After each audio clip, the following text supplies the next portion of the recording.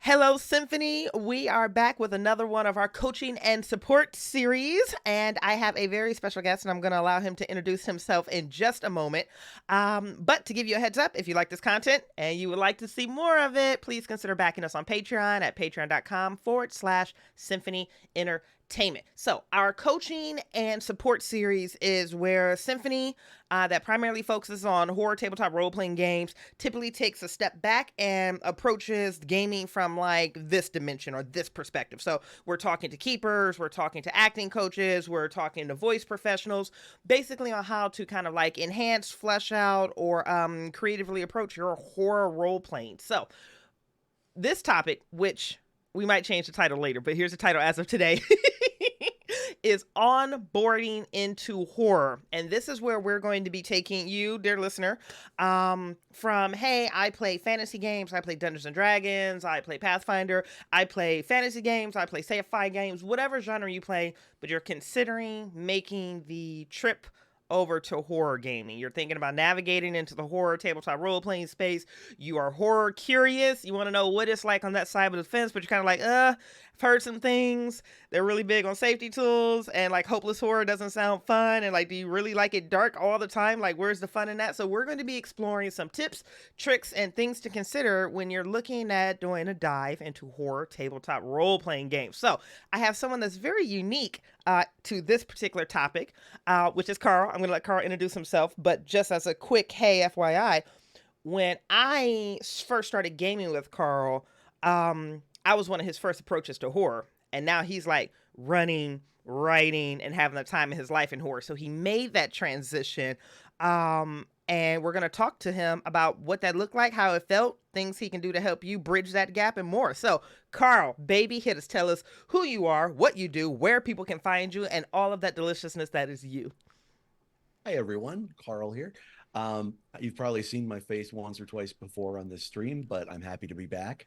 Wanted to drop by and have this conversation because yeah, I'm a very new convert to horror RPGs, but it's been a pretty wild ride, and I can usually be found over on the Symphony server and then our production server because I'm now doing a lot of the digital asset creation for it and just sort of helping out the logistics in the background. Um, you can also find me over on Instagram at Der House Carl if you want to take a look at my collection of painted miniatures. That's really all it's for. I don't post anything about myself other than, hey, look at this BattleTech thing I painted. Isn't it neat? Amazing. Carl, thank you so much for coming on to have this conversation. I think there's a lot of value and a lot of perspective that can be added to this. After your interview on Gnome Stew, I was just like, I need to get Carl over on the Symphony to discuss onboarding into horror. So, Carl, back us into kind of like do some self edification here. Talk us through why you're my expert on onboarding into horror, because you use a phrase I thought was great. It was a new horror convert, which is Yeah, brilliant. That we should do converting to horror role playing games. Maybe that'd be the title. We'll come up with a good title before this it's a is good in. one. Yeah, we'll figure it out. But kind of like give us like what you started playing originally, how you were first introduced into horror, impressions, all of that fun stuff. Kind of like bridge the gap on why you're here, why we chose you for this. Sure. Well, so I got kind of started in role playing games in general, all the way back in like middle school. Mm-hmm. Um, I fell into a bunch of stuff at the local comic book shop. I was kind of bouncing around between Warhammer, Magic, and a bunch of other things. Um, and I landed on Warhammer and role playing games. And I did a lot of role playing when I was younger because it's a lot freaking cheaper than Warhammer. Mm-hmm. Um, and I got I kind of did the standard stuff to start out with. I did D&D. I played a little bit of Deadlands when it first came out. um I played in a very fun campaign of like the Star Wars D6 game system, which is to this day I still have no idea how to play because the GM just said make a roll. I'm like, ha, dice are hitting the table. um and so after that I got in at the launch of third edition. I got very lucky because I got kind of almost like a gamer bucket list experience out of the Mm. way. um I got into a D&D game in like my freshman year of high school at the local comic book shop where I made several really good friends. And that game went for 7.5 years. Wow. Out of your freshman year of high school. Holy cow. The last session was a couple weeks, was like a week or two before I filed for college graduation. Wow. And it was with this, like, I was the only person who started and finished other than the GM. Yeah. But man, 7.5 years of weekly game sessions is going to scratch an itch for a high fantasy game, even if you don't have one. Yep. Yep. So because of that, I ended up running a lot during college, mostly because I had a lot of the play experience at that point. And so I basically, I ran a bunch during that whole D20 explosion and things like that. And I've always kept running and running. And a lot of the game systems were kind of the same. And I sort of approached it. I started really appreciating specific mechanics. Okay. In different games. Like I realized that, like, as I moved away from generic systems like Savage Worlds, Fate, D20, they're all great. They all serve a purpose, but they don't all go for the same emotionality. Oh, okay. And like Fantasy Flight Star Wars was great. It's the best Star Wars game that I've ever played. It's riddled with some weird stuff, but it's a great game. Okay. Star Trek from Modifius perfectly emulates Star Trek. And just as I started really appreciating mechanics, I started realizing that there were mechanics in horror games that I was overlooking. And so I got kind of curious about that. And I realized that, like, my interests had always been horror adjacent. So, like, I mean, I loved Aliens ever since I was like 12 and saw it on TV.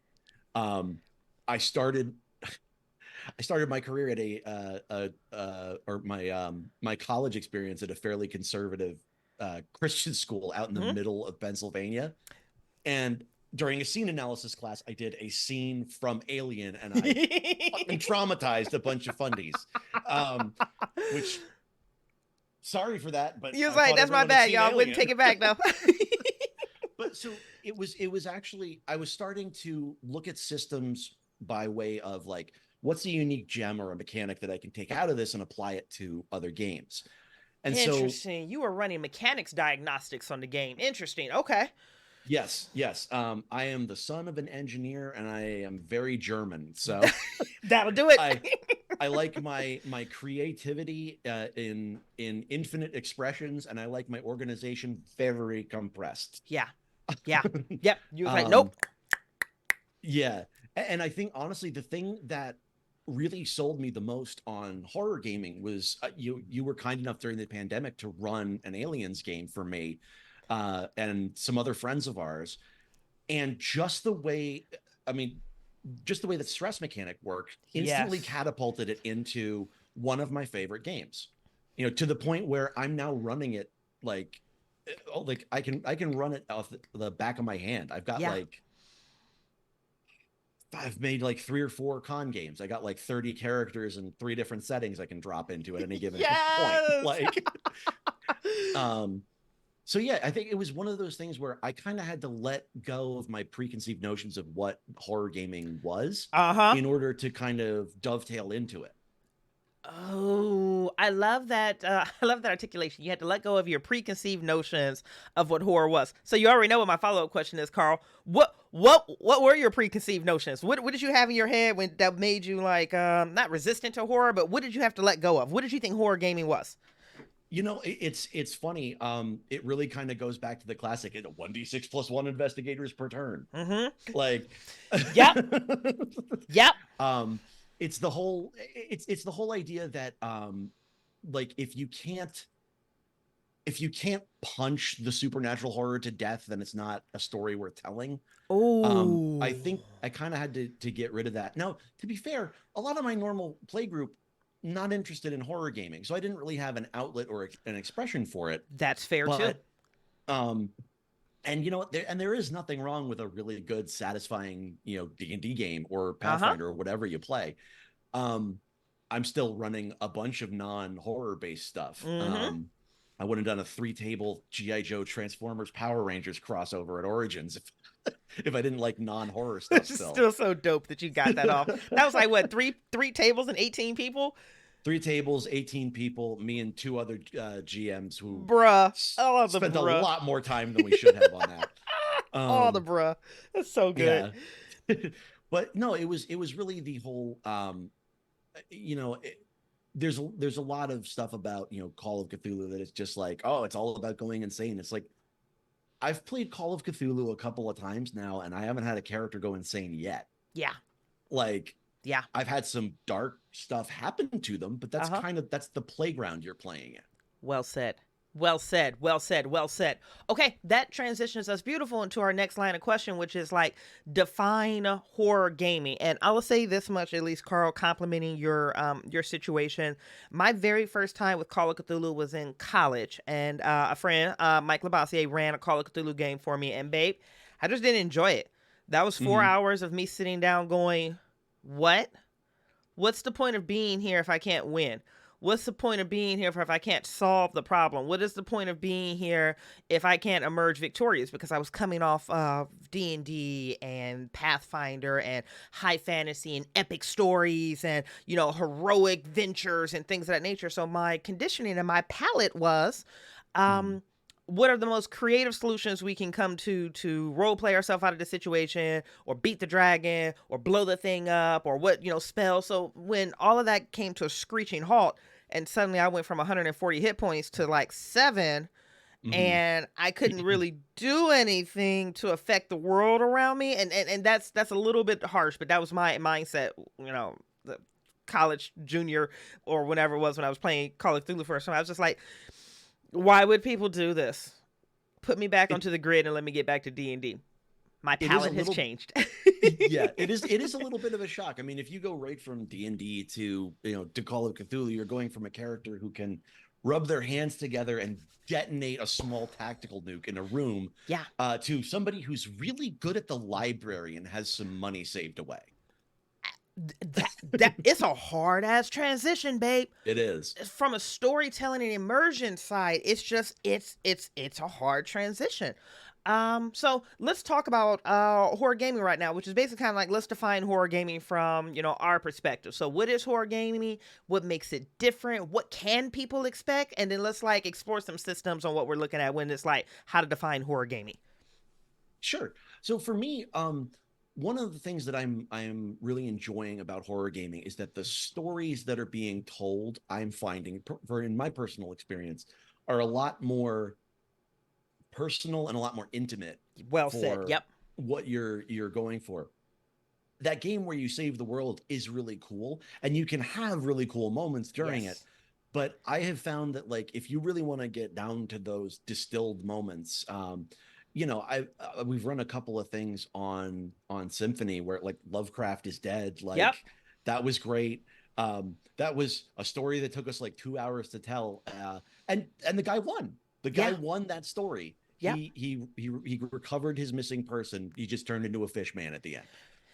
Life's a trade-off sometimes. You're like, sometimes you accomplish your goal, but you also turn into a deep one. Shit happens. Yeah, exactly. And I mean, the Autumn Strangely game where you and I ended up being both, like, the spirits of the forest kind of deal. Like, and that was cool. Like, that's not a, do I need to know that the spirit of the forest is an incorporeal creature with 25d6 hit points? No, No. I don't. No. Nope. I need to know that for some reason the spirit of the forest is scared of the shadows.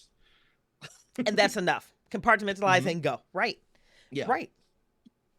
So I like that. I like the personal nature of the stories. Yeah. And one of the things that I'm finding that I really like about horror gaming is when the characters are not. I think there's a misconception is that you feel powerless because your character is not capable of doing things. Yes. And I think one of the things that I really like about it is that in some of my favorite horror games, you're a very capable character. I mean, let's go with Aliens. Like, you're a colonial marine. Yeah. Like, you play a marine. You can have, like, all sorts of equipment. Yeah. in other games, I mean, you could be like extra planar entities and things like that, but it's still a horror game. But it's still a horror game. Um, Yeah. and like one of the things that I like about it is that high fantasy and things like that is like using all of these capabilities and resources that you have, Mm-hmm. trying to save the world. Horror is using those to save yourself or like just someone you care about. Oh, It's that just it. articulation was sexy. Thank you. That I was worked on it for good. a while. Oh, that was good. Oh, that was good. Yes. I'm sorry to interrupt you. That was delicious. So yeah, I Oh, mean, you're still pulling out all the stops, but the scope of what you can affect is smaller. yes. But that Yes. doesn't make it less meaningful. Correct. Oh, Carl. Oh, that was beautiful. That was an absolutely beautiful articulation of horror gaming. I'm going to agree with you. I don't think I have any notes to add onto that one, baby, because that's the one thing that attracts me to horror as well. And I'm not saying that you can't have those personal, intimate moments and stories in larger games or in like non-horror games. They're just typically not the focus. So like if Yeah. you're in an alien game, I'm just gonna do an apples to apples comparison. I'll throw it out there and try it. So if you're in like I don't know mutant and masterminds game and your goal is to kill the big baddie, yes, you can have those personal stories. Your daughter might be in danger or held hostage, and you're driven by blah blah blah, and that's all well and good. But your focus is kind of like the big picture: destroy the baddie. In an Yeah. alien game, you might still be like destroy the baddie, which may be like the queen xenomorph, but really, the horror, the focus of the story is much more microscopic. It's that Hmm. fear that you have when you're in a dark tunnel and something, comes on your peripheral vision. It's that grappling that you have where like some trauma hits and the only thing you can do to comfort yourself is to catch onto your signature item, which is a mechanic in Aliens, Hmm. to make you feel more grounded in a moment. It's more about those beats that hit in between the story and how you live in those little small spaces, which is my favorite thing about horror because Yeah. I enjoy the discomfort of it. Oh, Yep. beautiful, beautiful. Okay, so let's talk about just some horror systems. Oh, so y'all, just so y'all know, I made a Google Drive document to help with the conversation, and then Carl jumped in here and made it better. And I may or may not have seen what he just listed here, which is delicious. So, Carl, let's talk about systems. You have this set up in classics, new hotness, and surprising options. Let's talk about classics. Let's do it. So I mean, we'll start with the elephant in the room. Obviously, Call of Cthulhu. Yep, That's absolutely. the venerable juggernaut of the space, and I've very much enjoyed like finally playing Call of Cthulhu and really getting into that. Yep. Um, so much so, like interestingly, I think I'm very interested in horror gaming. I'm not 100% on Call of Cthulhu. Mm-hmm. Not because it's a bad game, but just because it's like it's more of it's an older game. Like it's the Gotcha. Yeah. venerable game. Yeah. It's the like I'm by the same way I would love a high fantasy game. I'm just less interested in playing D&D second edition. Yeah, so the grandfather games, almost older ones, Yeah, have been occupying space. It's like, yeah, but there's some new hotness out there, and they got some fresh there new is. approaches to shit. There is. Dread, obviously, like that kind of Oh, exploded about 15 years ago. That's one I actually played before I ever got into horror gaming. And we did that a little bit aliens-esque as like a thing on a sci-fi ship. But yes. like, I mean, that game's great. Yeah. Like Oh you yeah, and want if you guys don't know, tension. this is the one that's played with the Jenga tower, so it has some Yeah, theatricality and some physicality to it, because your success and failures are based on pulling blocks out of a Jenga tower, and if you knock the tower over, your character's removed from the game, so it gets really hmm stressed really fast, or really yeah. stressful really fast. So that one's really good. There's Don't Rest Your Head, which was one I was peripherally familiar with. But that's basically about fighting off encroaching madness. Like, and Ooh. it's been many years since I looked at it. I just remembered it when I was coming up with this list. But Yeah. um, it's it was really well reviewed for a while. I think it made a pretty big impact when it came out, but it kind of went away fairly quickly. I'm actually gonna pull that. Don't rest your head because I haven't played that one. I'm not overly familiar with it. Evil Hat Games or Evil Hat Yeah. Productions. Hmm. I might. Oh, and it's only for like $5. We looks like you might be running something new on Symphony here soon, Carl. Just so you know. Oh no! Oh come on. Man, so okay, all right, yeah. And for those of you following along at home, the real reason for her inviting me just manifested. How many of these? How many of the upcoming systems can I get Carl to run? Most Ah, of them. That's all right. We got Don't every Rest Your Head time coming. Every time she gets me on one stream, we get 2 games out of it. So The return on investment for you, Carl, is absolutely brilliant. I get 1 hour from you on the front end. I get like 8 games on the back end, and you're great at storytelling. Let's fucking go. Okay, don't rest your head. And then, you've got, yep. Yeah, so vampire and hunter, if you lean into what, like, and I will say this, I've run hunter, I've never played vampire, but I really want to. Yeah. Vampire, if you lean into the part of it you're supposed to, like, oh God, I have power, but the more I use that power, the more my humanity slips through my fingers. Yeah. That's the horror. That's where the horror is supposed to be. Yes. Like, at least in my opinion. Like, again, your mileage may vary. You Your might mileage have may something vary. else Correct. about it. And I loved Hunter because it was like, hey, you're a normal person. Yeah. Here's some superpowers. Also, you can see vampires now. I don't know what you want to do about that, but go do. Like, you have options. Go forth and conquer. Make it hurt. Yeah. Let's go.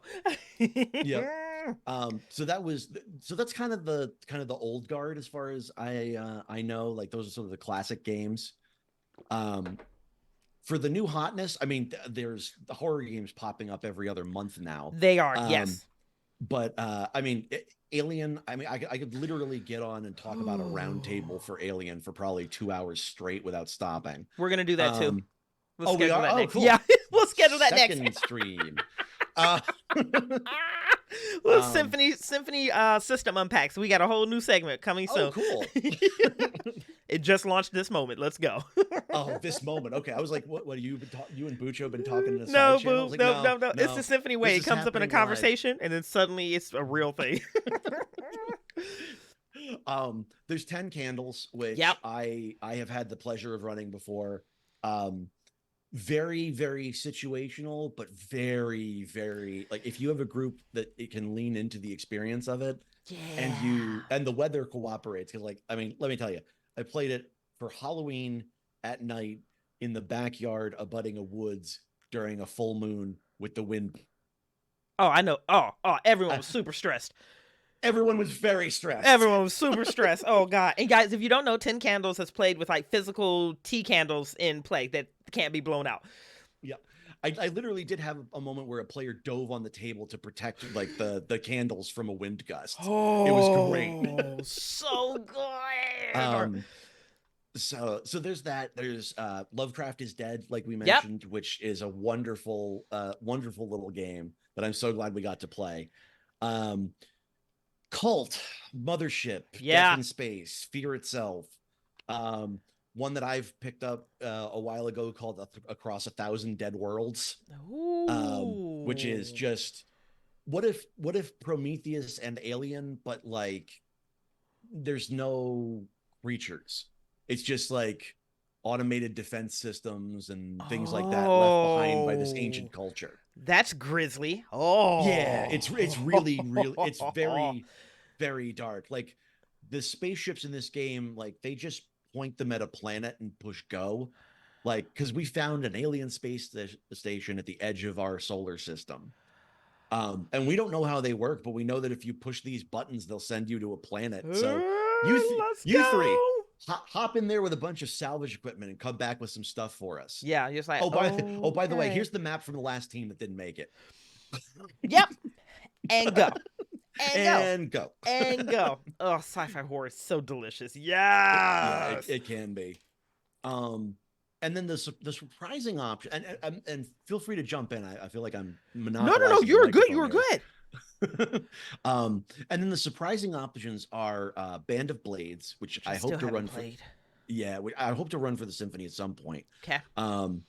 But that's being the Blades in the Dark based one that is about a failed military campaign. Okay. And all you're trying to do is get the remnants of the mercenary company back to a place where you could hole up for the winter. Got it. Like, you went in, like, basically imagine if they went to the Battle of the Black Gates in Lord of the Rings and they got absolutely stuffed. Now what? Sit in the discomfort of that loss and let's rock. Yeah, exactly. Gotcha. And the one thing I really like about what that does is it's very horror elements to it. Okay. But the whole idea behind it is that It's just the Legion. The story is the Legion. It's not the individual characters. So you as a player, you Ah, might play 15 characters over the course of that. gotcha. Okay. So there's that. The Quiet Year, which is a really nice little board. It's actually a board game, technically. Um, Really? but if you lean into it as a horror game, you can tell a very melancholy post-apocalyptic game. Partly because there's one, like, you determine resources and you come up with all sorts of different things, and it's just these prompt cards that you pull and list and Yep. answer questions to. And the And you cards do a trigger little, events. Yep. Okay. Yep. exactly, and you do a little mapping, and it's very fun. And I played it at Origins, and it was like we were kind of doing it light and silly. I'm like, I'll throw something interesting out there, and I was like, okay. And this guy has been working on a ham radio for the last like 2 years. He finally got it working, and he climbed up the tallest mountain nearby, and he turned it on, and all he heard was screaming. And the next card that we drew was the game ends. so, so we had Holy this kind of shit. like light melancholy story, and then it's like, oh, all they hear outside of this valley is screaming, And then the game ends. and then the game's over. That's it. No more talking about that. I love I don't know horror. what you want. Oh, I Yeah. love horror gaming. That's so damn delicious. I Oh, I was hoping it would launch a whole another couple rounds of like, oh, what's going on? Let's go investigate oh this or no. whatever. The But nope. surgical end to that was just, oh, God. Um, Oh, that's so delicious. yeah. Which So- leads into, oh, sorry. Go ahead. Oh no, so kind of like I said, I've had a lot of horror adjacent experiences before Yeah. I ever really like leaned into actively seeking out horror gaming. Right. And now you have a whole portfolio, a pretty diversified portfolio of different types of horror, from map making, card doing, dice pools, Jenga towers, like the tea candle. So like you said that you're a big fan of mechanics and you're exploring very different type of mechanics to the approach to horror. So mechanics aside, what makes horror gaming fun to you? If I'm a fantasy player right now and you're trying to sell me on horror, what are some of the things that makes horror fun for you? So the thing I think that I'm making kind of my benchmark for how I'm trying to explain horror to non-horror people is the idea that characters don't know what genre they're in. Oh, I love that. I've said that a couple of times on different streams, but like it's really strong. ringing true. Yep. Yeah. Like, you when we ran Aliens, like you were just a plucky salvage crew trying to get a survey mission done. Yeah. And then everything went to shit. Yeah. Because you were in a workplace drama for the first session, and then, oh wait, no, we're in a horror movie. Right. But you don't know, your characters don't know what genre they're in. Correct. Mm-hmm. Correct. And I think the thing that I'm taking with that as well is horror doesn't need a body count. It needs a sword of Damocles. Back into that. So you don't need every one of the player characters to die. Mm-mm. You don't need maiming and horrible stuff happening to them. What you need is kind of what you mentioned earlier, that tension, that feeling in your gut. Yeah. And the whole sword of Damocles, where it's like the feeling of impending disaster. Yes. About ready to fall on you. And that's Yeah. one of the things that I really like about I mean, again, I'm going to come back to Alien because like that's one of the things I love about stress is it's like, yeah, I get more dice. Feeling a little weird about it though. Yeah, I feel a certain way about it. I get more dice, but it's not a good thing, not all the time. Yep. Oh, okay. And I think, and I will say I like mechanics, but I don't like mechanics on their own. Okay. I like mechanics that lead into certain feelings or support the genre that you're trying to play in. Yes. So, and I also like individual mechanics, and I love to borrow from other games. Yeah. Like, oh, that's good. Let me get that real fast. I'm gonna put that here too. Sure. Yeah, exactly. Like, I'm running Knights, Black Agents, and Gumshoe. It's like, well, that's just how I'm doing investigation skills from now on. Yeah. Like, oh, this is so much easier and cleaner and streamlined, and I can move on with my day. Yeah. You can rip and borrow. You can strip things for parts and use them. I think the one thing I'll say about your note on feelings led by mechanics and your mechanics helping tell the genre or the flavor profile of the story you're going for, that is something Symphony tries our best to be consistent about. is Mhm. to focus on horror games, not just horror, or horror systems, not just horror games. Mhm. Because I'll have someone that approach me. It's like, oh my god, I just played in the most horrific D&D game ever. Can I run it on Symphony? No, D&D is not a horror system. I am looking specifically Mhm. for horror systems because horror systems traditionally evoke a certain type of storytelling that's specific to the menu of horror that is getting ready to tell. Like, could I run Alien in BRP? Yes. Would I Yeah. want to? No. That No. thing belongs on the Year Zero engine every moment of every day. Could I tell the same Dredge story with D&E 5e rules? Sure. But no, we're going to use that Jenga tower because the Jenga tower adds a certain Yeah. degree. Like, even if we break it down to like Cthulhu Dark, Cthulhu Dark is probably one of my top 3 systems of all times. There's no sheet. Yes, I Mhm. can run a Cthulhu Dark game in a BRP Call of Cthulhu system. But the beauty, the elegance of Cthulhu Dark for me is the fact that there are no numbers on my sheet. I'm developing my skills and my arguments and my defenses on what my character is capable of in the moment, and I'm just rolling a d6 to see if I got a 4, 5, or 6 on it and how well I Mhm. succeeded. So I think for someone who allegedly isn't a big fan of mechanics, that's one thing Symphony does our best to do. Is like, I just don't want your horror overlay. I want to actually experience the horror game, the actual horror system, because the system goes a long way to what type of storytelling you're comfortable with and that you want to Yeah. explore in horror. If you know that you're not a kinesthetic person, Dread with the Jenga tower is not for you. If you get overwhelmed by large dice pools, Alien in Year Zero engine is probably not for you. If you just love let me roll low and I'll figure that shit out later, BRP is exactly where you want to be with Mhm. Call of Cthulhu. So if you're looking at onboarding on the horror, it's worth it to peek under the hood and just see what the mechanics look like, to see if the mechanics Yeah. tell the type of stories you enjoy engaging with. I would 100% agree with that. And I think Symphony is really good at that. I mean, particularly we did, what was it? Old Gods of Appalachia. Yeah, And with the cipher. at Yep. the yeah, and and everybody had a good time. It was a fun stream. And then at the end of that, like I remember during one of The talk the back. recaps, the talkbacks, you're like, this shit is D&D. What am I We doing just here? they tricked us. We played D&D. Like, what? I haven't gone back to Cypher since. I'm still mad about it. Yeah, I mean, and that's a perfect example of, like, that you can do a horror game in that, but it's not set up for that. Correct. And Um, you can feel when it doesn't fit. yeah, definitely. Your storytelling reflects it. You can tell when it doesn't fit. Yeah.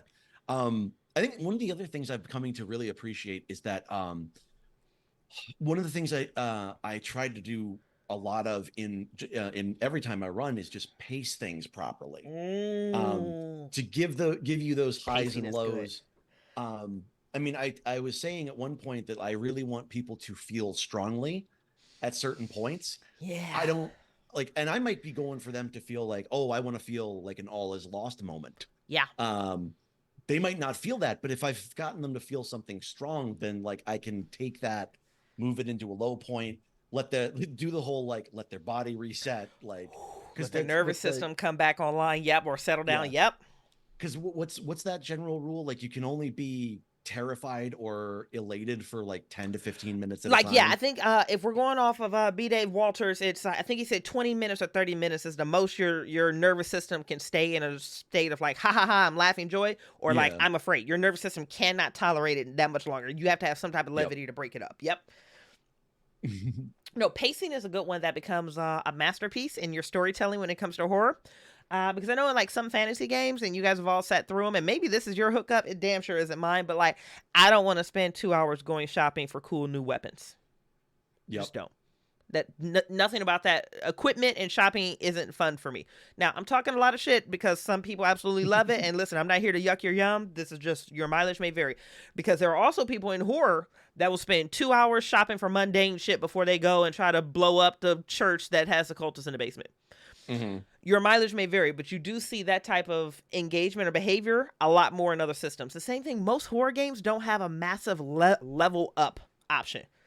You get a couple little bells and whistles and you move on, versus like, you just got so and so many X hit points. Let's do feats and let's do this and let's do this and skills. Usually it's just like, yeah, you're that much better at a thing. And here's a trait. Go have a good day. Yeah. So advancement is something else, because I don't like cheating. So again, horror speaks to me better because I'd rather explore things that are breaking inside the character versus things that I can build on their sheet. Yeah. I mean, and like, one of the things I loved about 10 Candles is that you have some enormous control over the story, but Yeah. in order to do that, you have to take a piece of your personality and burn it in a fire.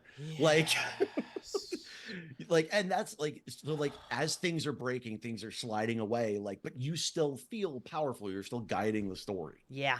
Yeah. What this isn't on our agenda, but this is just a question for you out of the blue here, babe.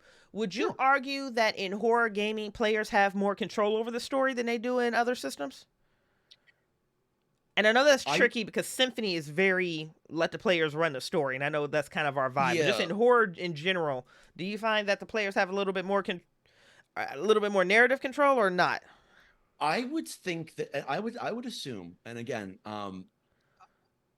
my experience is limited, but I would assume that you have a lot of narrative control um, in a good horror game.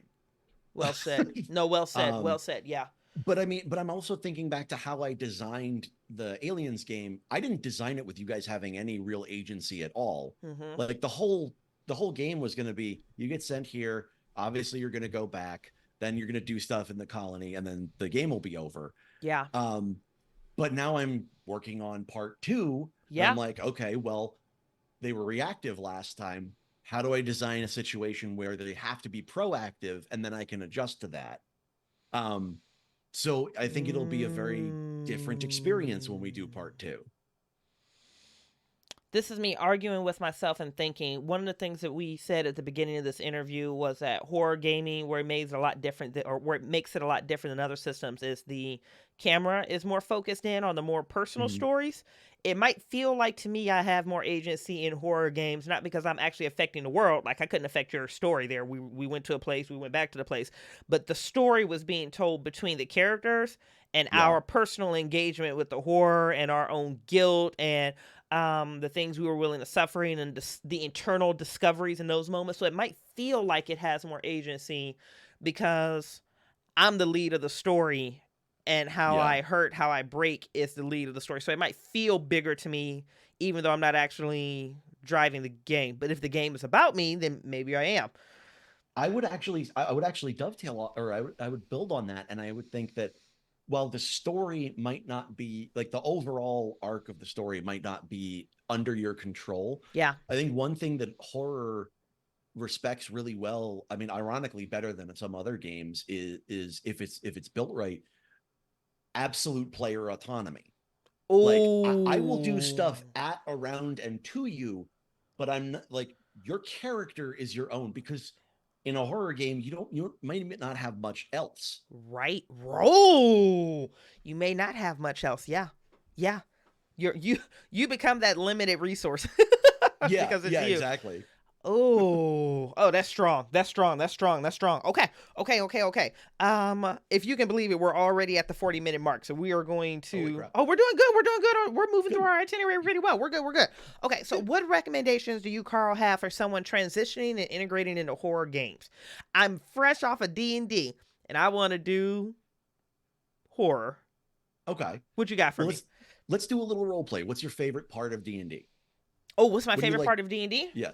Um, Come on, Bridgett, put your mind in the head of the D&T. I love Or just answer is Bridgett. Bridgett ain't played D&D in so damn long. Let me hold on. I can do this, Carl. Wait, I can do this. I can do this. Bridgett, D&D player. What's your favorite thing about D&D? What was my favorite thing about D&D? Um, Being the hero. Being the Literally, I think that hero. was my favorite thing about playing Pathfinder, at least the last time that I remember. Mind you, it's probably like 10, 15 years ago since I played one of those systems. But I think it was just being emerging victorious as the hero. Yep, that's what it was. Okay. I got to Okay. save the town. I got to be the hero for the little girl. I got to be the person that the prince or the duke or the so-and-so or the wizard in the tower called for to get things done because I'm the hero. I'm a big Okay. damn hero. Cool. So what you're looking for is a game system that gives you that satisfaction of being a savior, of helping out a town, that sort of thing. Mm-hmm. So, and you want to be a capable character while you're doing it. Yeah. Okay, I get that. Um, start looking for game systems that provide that experience, but again, have kind of shrunk the narrative down to Oh, but pull the like, scope back. Okay. yeah, but pull the scope back. If, for example, somebody who wanted to be the big hero in Yeah. a fantasy game, I would probably point towards Vaesen or Aliens. Facing would be Um, good. Alien would be because good. Hell, Nice the Black whole Agents would be fun if you want to not, do. Yep. yeah, Knights Black Agents, like, okay, James Bond versus Dracula.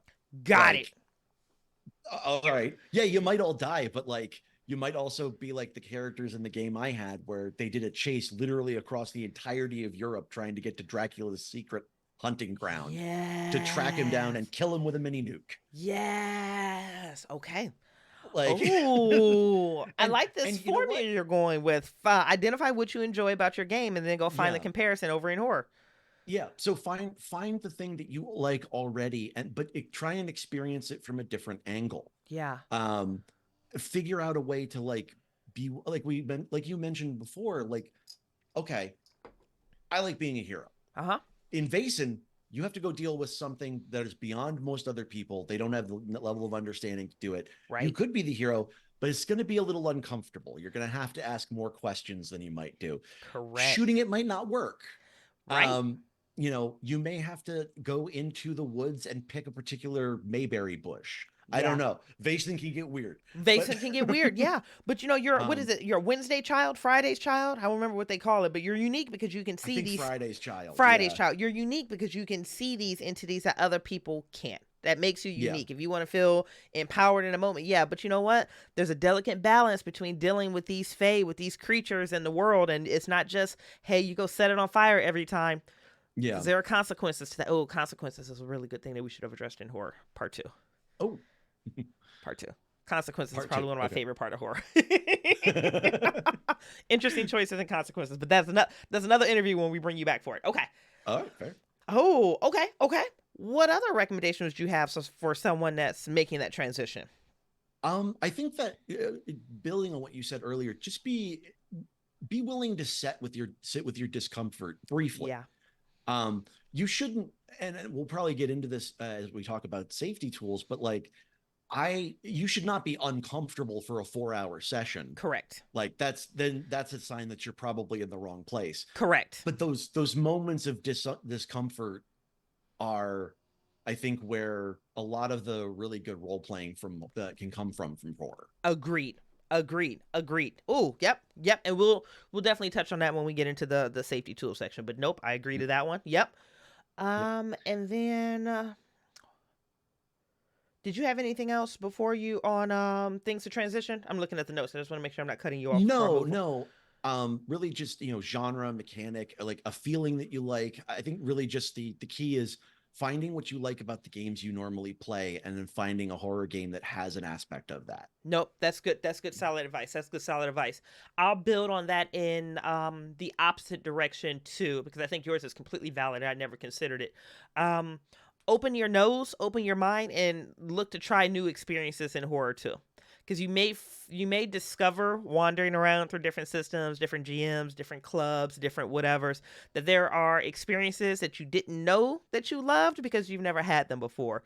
And this might be a great opportunity for you to go on like a sampler just to get a little taste here and there on what some options are. Places to go, I Yep. cannot recommend picking up one of these horror systems that we've recommended and trying it out at a convention or an online convention or playing an online game of it, things of that nature, or your local game store. The things we've mentioned, pick it up and try running it, or look Yeah. for actual plays or podcasts that explore horror and things of that nature. But if you're looking to onboard on, I would say go forth with an open mind and almost like an unapologetic, unbridled curiosity. Get in there and fumble around because you're going to eventually find the things in horror that you enjoy. Or you might come into the space and be like, all right, that was cool. I'm good. And wander right Yeah. back off. That's fine. Also know your palate may change. When I tried Call of Yeah. Cthulhu in college, I wasn't mature enough for it. My headspace wasn't in it. I wasn't in it. And now, like, I'm running horror full time. Yeah. Like, your mileage may vary, you change over time, so your storytelling preferences and stuff will change over time as well. All right, baby. Oh, this is such a good one, and it makes me so happy that we're here. What does safe horror gaming look like for you? Wait, did I miss a section? Hold on. Yeah, No, no, you no. jumped a section. Did I miss a section? I did, didn't I? Yeah, you skipped right over the safety tools. Is it? Aren't safety tools in this section? They're all No. kind of We'll mixed blend in. it together. Okay, so We'll blend we it are going to together. go back up. Yes. Don't worry, we'll cut this out and we'll fix it in post. Or who edits around here? Does somebody do video editing around here? I don't know. I'll figure it out. Thank God for Carl. Oh God, listen, congrats guys. Okay, so where I got confused here is we answered the what are things transitioning into horror should absolutely look out for. I mixed that up with this. So let's try this again. What are things that people transitioning and integrating into horror gaming should absolutely look out for? Ha ha. Made it. So from what I've been able to tell, places that don't support safety tools, like if you hear literally even one person in a group go, oh, well, horror is about being uncomfortable, so you might not run into something that you like. It's like, safety tools. No one needs them. This is horror storytelling. If you have one person there and they are taken seriously, like, leave. You can leave. It's high recommendation here. I'm just gonna say to your face, leave. That's not a safe environment. Or if it's one of your really good friends, sit that game out, maybe. Yep. Take yourself to a movie. Yep. Yep. I wholly agree. Just knowing that you're in a safe environment, for horror in particular, and for a lot of normal games too, having some safety tools and just having a frank discussion at the beginning of it of here's our boundaries and our guidelines. I think that's that's on the same level as talking about okay, well, we're playing D&D, I would prefer if nobody played a bard. I don't have much for a bard to do in this campaign. Or we don't do psionics in this game, so don't bring one of those to the table. Or hey, this campaign is all in Arctic, so if you're bringing, I don't know, a forest character or a desert character, you're probably not gonna have much to do. Exactly. And there are D&D games I was played in that I wish we would have had a boundary discussion at the beginning of it. I've walked out of D&D games before. Because people were just being gross and uncomfortable. It's just all right. And one thing I will shout out is I love what we do on Symphony with the red, yellow, green stuff. That is a great thing. Cause one of the things I like about a safety tool is that you don't have to write an essay about why this makes you uncomfortable. Nope. You don't have to defend that shit at all. You don't have to defend it. You don't have to talk about your medical history. You don't have to talk about your traumas. You don't have to defend any of that shit. Yeah. Now, that being said, I think, well, I'm going to dovetail into the next portion, but those safety tools and having that conversation is just honestly a sign of showing mutual respect between players. Oh, thank God. Yes, that. And I think it can be really nice because once you set those boundaries and you can have a really intricate and really in-depth discussion and game focusing on some really interesting topics, particularly helping explore, things that are in it, with people who are in it for the same reason that you are. Oh, well said. Yep. Agreed. Well said. I have a lot of, caregiver-based trauma in my past. And if we want to do a game where the characters, there's horror around caregiving, I might not be up for that. But with the right people, with having a frank discussion ahead of time, I might do that. I might learn something about myself by playing that game too. Correct. There's a lot of possibilities that having that discussion of honesty unlocks. Correct. Because in that one example you just gave, Carl, two things are happening. One, the GM, storyteller, whomever is in charge of the game is setting everyone up for success by telling them what the content is on the front end. So if you know that that's not your jam, you can vacate the premises. They can continue to tell their stories and no one is hurt. Yeah. The second thing that inspires for me is self-advocacy, which is saying, hey, this is my experience, whether you share it or not, and I don't want to be a part of it, or I'm willing to do it up to this point. I think are two very important things when you're dealing with horror tabletop role-playing games. Because, Yeah. okay, so horror, we've already talked about, the scope is a little bit more minuscule and it's focusing on people. When you're focusing on people, you're focusing on a wide array of emotions and triggers and traumas and things of that nature. So your mileage may vary, but your horror tabletop role-playing game could be spooky kids in the woods, kids on Mm-hmm. bikes. You don't die, but spooky weird things happen. All the way to flat out like sex, sexual assault, violent damage to children. All of that stuff can be in play in a horror game. So Mm. putting it in a frame and a scope, so if someone knows that they can't deal with sexual assault at the table or they can't deal with harm to children, everything is laid out on the front. It was like, this content involves this. Cool. That content no longer involves me. And the Mm-hmm. world continues spinning, because your mileage may vary with horror and you want to make sure that you are in a safe position. And I'll say this because I was talking about this in therapy, which is something that I'm dealing with. And then when she said it to me, I was like, holy shit, this is safety tool 101. I need to bring you on the stream. So what I was talking to my therapist was about, like, I was self-shaming myself because my brain said, you're on some dumb shit. But my body was responding in a completely different way. My body was scared and was holding all this tension. It was freaking out. My brain was like, that's not real. But my Mm-hmm. body was just like, I'm uncomfortable. And I was shaming myself for it. And my therapist was like, maybe you could not do that. How about we accept the fact that, yes, logically that doesn't make sense, but your body is still responding to whatever this trigger is. And I basically looked at her and told her to go to hell. And this is the example that she gave me. I fight with my therapist a lot. I'm pretty sure that's like part of our relationship at this point. She looks for moments for me to look her in the face. I'm like, I really hate you. She's like, I know, but you keep coming back. So my therapist and I, God bless her, I'm gonna show her this clip. So this is the example she gave me that shut me up immediately. She says, it's the 4th of July. You have a combat vet with PTSD. Fireworks are going off. Brain says, you're at home. You're safe. Mm-hmm. Big noises come from little $4 things that you light a match under. They go into the sky and they go boom. But your trauma, your physiology, your body is saying, I'm back in a situation where I am in danger, I am helpless, I am out of control. And your body is responding in a panic fashion, despite the fact your brain is going like, it's just fireworks. So she was like, you wouldn't walk up to a combat vet and be like, I don't understand why you can't deal with this. It's just fireworks. You don't understand. It's not real. It's just fireworks. No, you would never do that. It's the exact Yeah. same damn thing with safety tools. Yeah. I don't care if I look at you, Carl, and like, it's just storytelling, the spiders aren't real.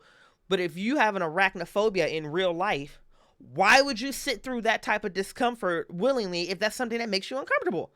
Yeah. Anyways, that's my soapbox on safety tools. My therapist lined it up for me perfectly, and I was like, oh, I'm going to steal that forever. Thanks. Perfect. No, and I mean, like, just kind of, again, I don't really know how to say this other than in kind of a sappy way, but like, the world is going to hurt individual people enough that I don't need to add to that. Like, I don't need to pile on. No. Like, No. we get blessedly less and less free time as we get older, as Yep. various responsibilities come up. Man, you're choosing to spend 4 hours with me as I try and tell you a story. Yeah. I want you to be into it. I want you Yeah. to be here. I want you to walk away from it saying, I'm glad I spent my time hanging out with those people. Yeah. That's it. That's it. That's because, it. guys, we're playing role-playing games. Yep. Roles. Playing. We're here playing, guys. Remember kids? What we used to do as kids? Playing. We're playing. And we're playing something called a game. If you're sitting for 4 hours and someone is violating your comfort, you're not playing. And that's No. not a game. That's just an unsafe situation and you don't need to be there. Agreed. And rock out from there. Okay. Beautiful. Carl, where can people explore more horror gaming? Why, on the Symphony Entertainment Discord. Fucking cheesy. It's so bad. So we're terrible. We're amusing. I don't care. Yeah, no, I mean, please, if you're new here, please check us out. We've got a lot of backlog to examine. There's a bunch of really good podcasts out there that focus on horror gaming. I know The Old Ways, Mup. Feel free to add, Bridgett. I know you know more of them than I do. The Miskatonic Playhouse, Stars Are Right, How We Roll, even jumping on to, it's not Critical Role, that's D&D. Who is it? Glass Cannon has a couple Glass of horror Cannon. campaigns that are out. The Calyx with Becca Scott. Do not ever sleep on Ain't Slayed Nobody, because Hmm. holy hell, they've got some great things. There are ways that you can go and dip your toe in horror vicariously through somebody else's experience. Yeah. Oh, I love it. I love it. I love it. I love it. Carl, any more notes? I need to buy Don't Rest Your Head so I can read it and you can run that for us soon. No, I'd I be setting think Carl that's up so good. much. I love Carl. Carl has a shit ton of value to add. Carl, in closing, baby, is there anything else that you would like to tell this dear Pathfinder or this Mutants Mastermind player or this D&D player that's like, maybe I'll try Call of Cthulhu next, or maybe I just picked up the Humble Bundle for Chaosium, or maybe I'm willing to sit down and actually try a Ten Candles game. Any last thoughts you'd have for them? You try different classes every time you try a new campaign. This is just trying a new class of being a player. Did you come up with that off the top of your head? Was that off the dome, or did you have that one written down and ready to go? Because You'll that was never good. know. Pacing and suspense right there, guys. Right there. That's the beautiful thing about horror. Sometimes you don't know and you got to get in bed with that. Symphony Streams, thank you so much for joining us. Carl, thank you, thank you, thank you, thank you, thank you. This has been absolutely amazing. Symphony, we love you. Carl, thank you so much for coming by, and we will catch you guys on the next one. Thanks for having Bye. me.